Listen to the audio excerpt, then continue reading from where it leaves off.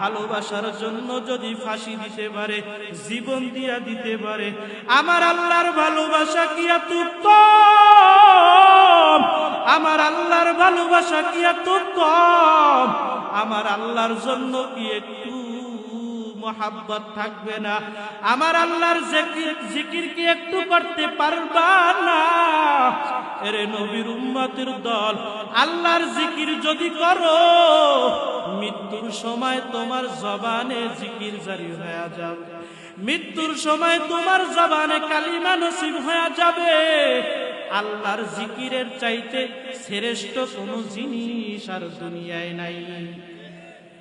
হযরত সালমান ফারসি রাদিয়াল্লাহু তাআলা আনহুকে জিজ্ঞাসা করা হইল, হযরত সালমান, আপনি আমাকে বলেন দুনিয়ার মধ্যে সর্বশ্রেষ্ঠ আমল কোনটি? হযরত সালমান ফারসি রাদিয়াল্লাহু তাআলা আনহু বললেন, তুমি কি আল্লাহর কোরআন পড়ো নাই? বলে, হ্যাঁ, আল্লাহর কোরআন পড়েছি।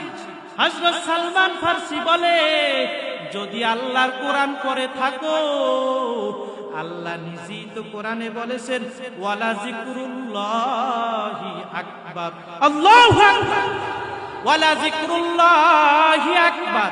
আল্লাহর জিকির সবচাইতে বড়, আল্লাহর জিকিরের চাইতে বড় আর কিছু নাই, আসেনি? এরে নবীর উম্মতের দল, এই জন্য চরমোনাই যাইবেন, উজানি যাইবেন, ফুরপুরা যাইবেন, বাহাদুরপুর যাইবেন, সারসিনা যাইবেন, মোকামিয়া, চলাবাঙ্গা, বাহাদুরপুর, রাসূলপুর, মাদানীনগর, মধুপুর, এলেমপুর, যত দরবারে যাইবেন, সব দরবারে আপনাদেরকে জিকির শিখায়া দেয়।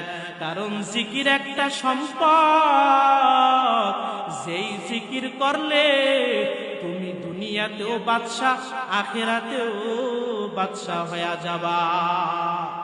পারবো কিনা জিকির করতে ভাই? আল্লাহ তাআলা যতটুকু আলোচনা করলাম, আমাকে সহ আপনাদের প্রত্যেককে আমল করার তৌফিক দান করেন, আমিন।